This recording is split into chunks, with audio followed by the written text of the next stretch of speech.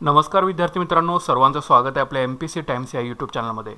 Mission clerk typist and tax assistant मुख्य परीक्षा 2023 ही दुसरी स्टडी स्ट्रॅटेजी जेचा जो व्हिडिओ आहे हा तुमच्यासाठी आता अवेलेबल करून देतोय। तर ही स्टडी स्ट्रॅटेजी तुमची चालेल 24 ऑक्टोबरपासून 2 नोव्हेंबरपर्यंत। ठीक आहे, तर एकूण 10 दिवसांचा तुम्हाला अवधी जो आहे या स्टडी टार्गेटच्या माध्यमातून तुम्हाला देण्यात येईल। एकूण 6 स्टडी स्ट्रॅटेजीचे व्हिडिओज तुम्हाला मी देईन आपल्या चॅनलवरती। 10 दिवसाचे स्टडी टार्गेट जे असतील त्याच्यामध्ये असतील आणि तुम्हाला 10 दिवसामध्ये तो सिलेबस जो आहे हा तुम्हाला पूर्ण करायचा आहे कसल्याही परिस्थितीमध्ये। ठीक आहे, तर ही दुसरी स्टडी स्ट्रॅटेजीचा व्हिडिओ आहे आणि उद्या तुमची 23 ऑक्टोबरला पहिली स्टडी स्ट्रॅटेजी तुमची संपून जाईल। जे कोणी डायरेक्शन लेस जर स्टडी करत असेल तर थोडंसं भानावरती येऊन तुम्हाला एक मेन्सला संधी मिळालेली आहे, तर त्याचा निश्चितच तुम्ही फायदा उचलण्यासाठी स्टडी स्ट्रॅटेजीचे व्हिडिओ जे आहे ते तुमच्यासाठी अवेलेबल करून घेतोय।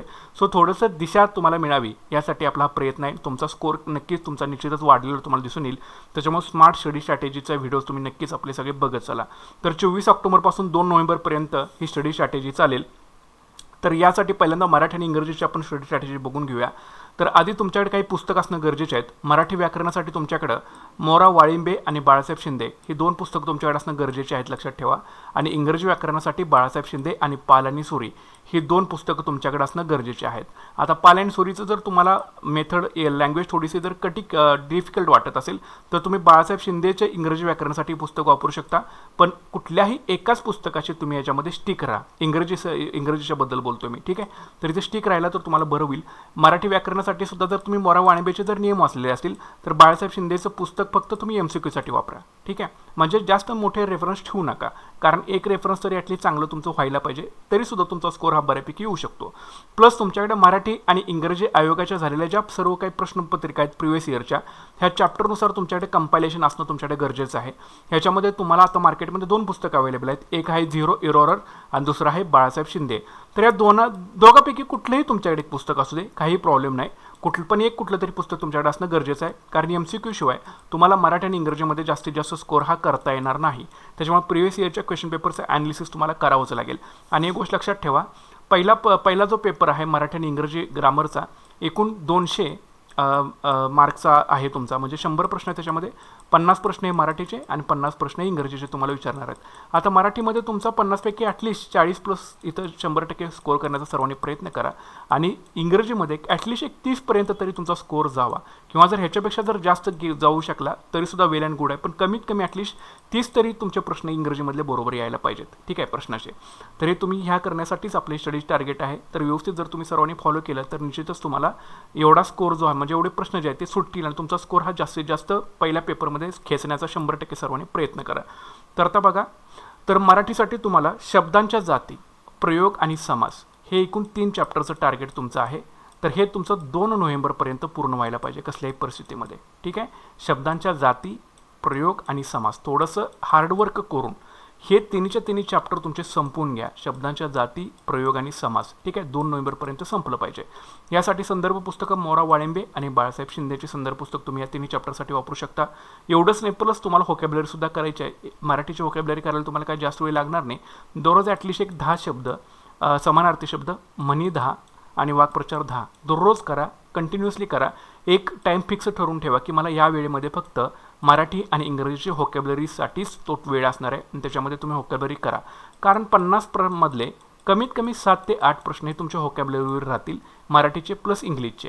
त्याच्यामुळे यांनासुद्धा कमी वेटेज ठेवून आपल्याला चालणार नाही। त्याच्यामुळे इथे कंटिन्युअसली तुम्ही शब्दसंग्रह जो आहे हा करायचा आहे। के सागरमध्ये चांगला शब्दसंग्रह दिलेला आहे, तर यामधून तुम्ही शब्दसंग्रह करू शकता। प्लस हे संपल्यानंतर मग तुमच्याकडे जे काही पुस्तक असेल, समजा वाळिंबेच्या शेवटी तुम्हाला सापडलं, बाळासाहेब शिंदेच्या शेवटी तुम्हाला सापडले समानार्थी, म्हणी, वाक्प्रचार, तर त्यामधून तुम्हाला ते करायचं आहे। तर मराठीचे 3 चॅप्टर व्यवस्थितरित्या करून घ्या, ठीक आहे। पुढचा इंग्रजी।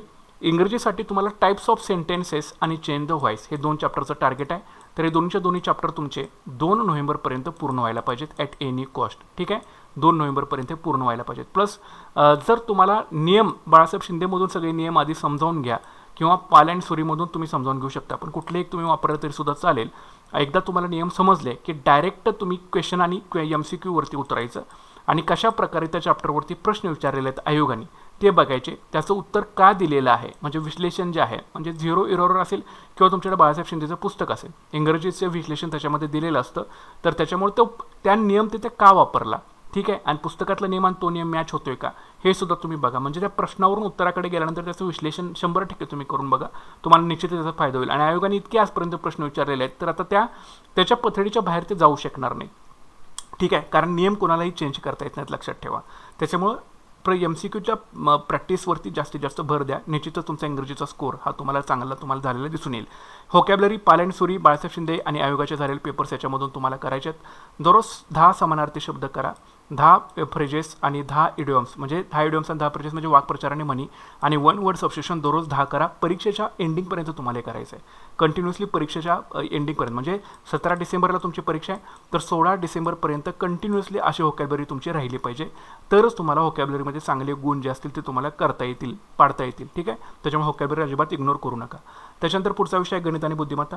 गणितासाठी तुम्हाला नाव आणि प्रवाह, लसावे आणि मसावे. ठीक आहे, तर हे 2 चॅप्टर्स गणिताचे. आणि बुद्धिमत्तेला नातेसंबंध, कालमापन आणि कॅलेंडर, हे 2 बुद्धिमत्तेचे चॅप्टर्स हे तुम्हाला 2 नोव्हेंबरपर्यंत करावे लागतील. आता गणिताचं सुद्धा गणित बुद्धिमत्ता असेल, प्लस ह्याच्यातला सामान्य विज्ञान असेल, अर्थशास्त्र असेल, आणि प्लस तुमचं चालू घडामोडी असेल, यांना तुम्हाला वेटेज द्यावंच लागेल, कारण त्याशिवाय तुमची मुख्य परीक्षेला तुम्हाला चांगला स्कोर हा तुमचा येऊ शकणार नाही. त्याच्यामुळे जे विषय महत्त्वाचे आहेत त्यांना आधी वेळ द्या. बाकीचं काय भूगोल, राज्यघटना, इतिहास ते तुम्ही वाचून संपवू शकताय आणि ते तुम्हाला आठवूसुद्धा शकतं. पण हे जे थोडेसे किचकट विषय आहेत ना, ह्याला थोडंसं तुम्हाला जास्त वेळ हा द्यावा लागेल. तर गणितामध्ये नाव आणि प्रवाह, लसावे आणि मसावे 2 चॅप्टर करून घ्या. आणि बुद्धिमत्तेमध्ये नातेसंबंध, कालमापन आणि कॅलेंडर हे 2 चॅप्टर 2 नोव्हेंबरपर्यंत तुमचे संपले पाहिजे. संदर्भ पुस्तकं, सचिन ढवळीचं संदर्भ पुस्तक इथं वापरू शकता किंवा संदीप पारगडीचं संदर्भ पुस्तक इथं वापरू शकता. ज्या चॅप्टरसाठी तुम्हाला ज्या पुस्तकातली मेथड सोपी वाटते त्या चॅप्टरला तेच तुम्ही पुस्तक इथं कन्सिडर करू शकता. ठीक आहे. त्याच्यानंतर माहितीचा अधिकार अधिनियम एक आहे 2005 आणि महाराष्ट्र लोकसेवा हक्क अधिनियम आहे 2015. इतके काही जास्त मोठे नाही आहेत. हे तुम्हाला दररोज 10-10 मिनटं वाचायचे आहेत. दररोज 10 मिनटं वाचा, दररोज 10 मिनटं वाचा. कधीपर्यंत वाचणार? 16 डिसेंबरपर्यंत 2023पर्यंत वाचायचं. ठीक आहे. जरी संपले तरीसुद्धा रोज वाचा, जितक्या वेळा वाचेल तितक्या वेळा वाचा, म्हणजे त्याची उजळणी होऊन जाईल. ह्याच्यासुद्धा वेटेज 3 ते 5 मार्काचं तुम्हाला दिसू शकेल परीक्षेमध्ये.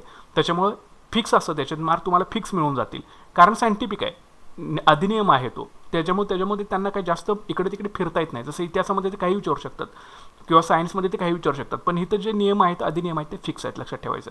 त्याच्यामुळे जे फिक्स आहे त्याचं जास्तीत जास्त स्कोर करण्याचा 100% प्रयत्न करा.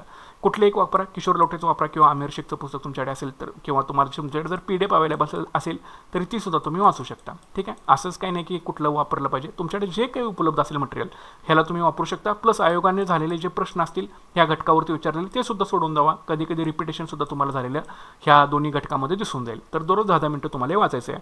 पुढचा आहे भारतीय राज्यव्यवस्था. भारतीय राज्यव्यवस्थेमध्ये मूलभूत हक्क, मूलभूत कर्तव्य, मार्गदर्शक तत्त्वे आणि राज्यपाल, एकूण 4 चॅप्टरचं तुमचं टार्गेट आहे. तर 4चे चॅप्टर तुमचे 2 नोव्हेंबरपर्यंत संपले पाहिजेत. ठीक आहे. व्यवस्थितरित्या वाचून घ्या, समजावून घ्या. MCQच्या आयोगाचे झालेले प्रश्नपत्रिकासुद्धा ह्याच्यावरती सोडवा, जास्तीत जास्त सोडवा आणि जास्तीत जास्तची प्रॅक्टिस करा. संदर्भ पुस्तकं रंजन कोळंबे, M लक्ष्मीकांत आणि आयोगाचे झालेले पेपर्स निश्चितच हे करून घ्या. त्याच्यानंतर महाराष्ट्राचा आणि भारताचा भूगोल. याच्यामध्ये महाराष्ट्राचे हवामान, पर्जन्य आणि तापमान आणि महाराष्ट्राची नदी प्रणाली, भारताचं हवामान, पर्जन्य, तापमान आणि भारताची नदी प्रणाली हे तुम्हाला वाचून घ्यायचे आहेत. हे म्हणजे सेम आहेत, म्हणजे महाराष्ट्राचे हवामान, पर्जन्य, तापमानसुद्धा करायचं आहे, महाराष्ट्राची नदी प्रणालीसुद्धा करायची आहे, भारताचं हवामान, पर्जन्य, तापमान करायचं आहे आणि भारताची नदी प्रणालीसुद्धा तुम्हाला करायचं आहे. तर ह्याच्यामुळे हे चॅप्टरचं तुमचं टार्गेट राहील. एकूण 4 चॅप्टर आहेत भूगोलामध्ये, म्हणजे 2 महाराष्ट्राचे आणि 2 भारताचे, हे करावंच लागेल. महाराष्ट्राच्या भूगोलाला AB सौदी, कोळंबे आणि दीपस्तंभ, भारताच्या भूगोलाला कोळंबे किंवा दीपस्तंभमधलं कुठले एक तुम्ही पुस्तक वापरा आणि व्यवस्थितरित्या हे चॅप्टर समजावून घेऊन MCQच्या आयोगाच्या झालेली प्रश्नपत्रिकासुद्धा 100% सोडवा त्याच्या चॅप्टरवरचे. ठीक आहे. त्याच्यानंतर अर्थव्यवस्था, नियोजन, विकास विषयक अर्थशास्त्र, ह्याच्यामध्ये तुम्हाला व्यापारतोल आणि व्यवहारतोल, उद्योग आणि जागतिक व्यापार संघटना, एकूण 3 चॅप्टरचं टार्गेट आहे. हे तुमचं 2 नोव्हेंबरपर्यंत पूर्ण व्हायला पाहिजे. यासाठी तुम्हाला संदर्भ पुस्तकं रंजन कोळंबे, किरण देसलेंचा भाग 1 आणि MPSCचे प्रिव्हियस इयरचे क्वेश्चन पेपर्स, हे तुम्हाला हे 3 चॅप्टरसाठी तुमचं जे आहे ते तुम्हाला संदर्भ पुस्तकं तुम्हाला बघावीच लागतील. प्लस आयोगाचे झालेले प्रश्नसुद्धा त्या चॅप्टरवरचे 100% सोडवा, निश्चितच तुम्हाला फायदा होईल. किरण देसले भाग 1 जर तुम्हाला वाचायला जड वाटत असेल तर रंजन कोळंबेचं वापरा, पण कुठले एक व्यवस्थित वाचा, काय केअरफुली वाचा आणि एक एक वाक्य समजावून घेऊन वाचा. 100% तुम्हाला याच्यामध्ये चांगला स्कोर हा करता येऊ शकतो. तर व्यापारतोल, व्यवहारतोल, उद्योग आणि जागतिक व्यापार संघटना हे तुमचं टार्गेट राहील. त्याच्यानंतर इतिहासामध्ये तुम्हाला दररोज एक समाजसुधारक न चुकता वाचायचं आहे. दररोज एक समाजसुधारक न चुकता वाचा. नंतर क्रांतिकारी चळवळी, सामाजिक आणि धार्मिक सुधारणा चळवळी आणि प्रारंभिक राष्ट्रीय संघटना, हे 3 चॅप्टरचं तुमचं टार्गेट राहील. प्लस रोज एक समाजसुधारकाचं तुमचं टार्गेट राहील. जे महत्त्वाचे व्यक्ती असतील किंवा समाजसुधारक असतील ते सुद्धा करून घ्या व्यवस्थित. तर संदर्भ पुस्तकं भारताच्या इतिहासाला समाधान महाजन आणि महाराष्ट्राच्या इतिहासाला अनिल कठारे आणि गाठाळ हे तुम्हाला संदर्भ पुस्तक याच्यामध्ये वापरायचे आहेत. त्याच्यानंतर सामान्य विज्ञान आणि तंत्रज्ञान, तर याच्यामध्ये भौतिकशास्त्रामध्ये बल आणि कार्य ऊर्जा शक्ती हे 2 चॅप्टर, रसायनशास्त्रामध्ये द्रव्याची संकल्पना, नंतर मापन आणि रासायनिक वर्गीकरण आणि संयुगाची निर्मिती आणि रासायनिक बंध हे 2 चॅप्टर, वनस्पतीशास्त्रामध्ये उच्चवर्गीय वनस्पतीतील प्रकाश संश्लेषण प्रक्रिया आणि वनस्पतीमधील श्वसन हे 2 चॅप्टर, आणि प्राणीशास्त्रामधील प्राणी वर्गीकरण आणि प्राणीहोत हे 2 चॅप्टर. ठीक आहे. तर प्राणी वर्गीकरण प्राणीहोत हे तुम्हाला कंटिन्यूअस ठेवलेलं आहे. हे जर हे तुम्ही वाचलेलं असेल तर इथला वेळ बाकीच्या वेळी इथलं इकडचे चॅप्टर संपवण्यासाठी तुम्ही 100% घाला. ठीक आहे. संदर्भ पुस्तक वापरायचे तुम्हाला दिप्सन पब्लिकेशनचं आणि रिसेंट पब्लिकेशनचं इथं संदर्भ पुस्तक तुम्हाला वापरायचं आहे. दररोज 1 तास सामान्य विज्ञान विषयाला वेळ द्या किंवा 1-1.5 तास जरी दिला तरी सुद्धा चालेल. कमीत कमी तुमचा अभ्यास 8 तास इथून पुढे व्हायला पाहिजे, तरच हा सिलेबस तुमचा आठवड्यामध्ये येणार आहे आणि तुम्हाला 100% मुख्य परीक्षेला स्कोअर तुमचा चांगला होणार आहे. तर भौतिकशास्त्रामध्ये 2 चॅप्टर आहेत, रसायनशास्त्राचे 2 चॅप्टर आहेत, वनस्पतीशास्त्राचे 2 चॅप्टर आहेत, प्राणीशास्त्राचे 2 चॅप्टर आहेत जे की आपण कंटिन्यूस ठेवलेले आहेत. तर नक्कीच तुम्ही हे व्यवस्थित वाचून घ्या. त्याच्यानंतर दूरसंवेदन, हवाई, ड्रोन छायाचित्रण, भौगोलिक माहिती प्रणाली, त्याचं उपयोजन, माहिती संप्रेषण तंत्रज्ञान, असे एकूण 4 घटक जे आहेत ते आपल्याला आहेत. सामान्य विज्ञानामध्येच त्यांनी ॲड केलेलं आहे. तर यांना दररोज तुम्ही 10 ते 15 मिनिटं द्या. जसं तुम्ही माहितीचा अधिकार अधिनियम 2005 ॲज अपडेटेड आणि महाराष्ट्र लोकसेवा हक्क अधिनियम 2015ला दररोज तुम्ही 10 मिनिटं देत होता, त्याच पद्धतीने यांना सुद्धा तुम्हाला थोडासा वेळ द्यावा लागेल. एकूण 3 प्रश्न तरी विचारू शकता त्याच्यावरती आणि सोपे असतील सगळे प्रश्न, लक्षात ठेवा. त्याच्यामुळे दररोज 10-10 मिनिटं जरी वाचलं तुमच्याकडे जे काही मटेरियल असेल त्यामधून, तरी सुद्धा तुमचा स्कोर याच्यामध्ये चांगला हा येऊ शकेल. कधीपर्यंत वाचायचं आहे? 16 डिसेंबरपर्यंत वाचायचं आहे. आणि जे तुम्हाला 10 दिवसामध्ये करायला सांगतोय ते 10 दिवसामध्ये तुमचं पूर्ण व्हायला पाहिजे. ठीक आहे. तर सौदीमध्ये सुद्धा हे पॉईंट दिलेले आहेत, तर व्यवस्थित हे बघून घ्या. त्याच्यानंतर चालू घडामोडी, मार्च आणि एप्रिल 2023च्या चालू घडामोडी तुम्हाला इथं वाचायचे. ठीक आहे. मार्च आणि एप्रिलच्या चालू घडामोडी वाचायचे. तर तुम्ही परिक्रमाचं मॅगझिन वाचा मार्च एप्रिलचं, आणि सिम्प्लिफाईडचं चालू घडामोडीचं पुस्तक मिळतं ते सुद्धा तुम्ही इथं व्यवस्थितरित्या हे करून घ्या. ठीक आहे. तर चालू घडामोडीचं अशा प्रकारचे टार्गेट आहे. तर हे तुमचं असं टार्गेट आहे जे की तुमचं 2 नोव्हेंबरपर्यंत संपलं पाहिजे. कसल्याही परिस्थितीमध्ये टार्गेट संपवायचा प्रयत्न करा. त्यासाठी नक्कीच तुम्ही आपलं चॅनल जे आहे ते सबस्क्राईब करून ठेवा, व्हिडिओला लाईक करा, शेअर करा आणि स्वतःवरती कॉन्फिडन्स ठेवा. निश्चितच तुमची मुख्य परीक्षा जी आहे हे निघून जाईल, पण स्वतःवरती कॉन्फिडन्स पाहिजे, अभ्यासात सातत्य पाहिजे, टाळाटाळ अजिबात करू नका. मुख्य परीक्षेला संधी मिळाले अजिबात चान्स सोडू नका.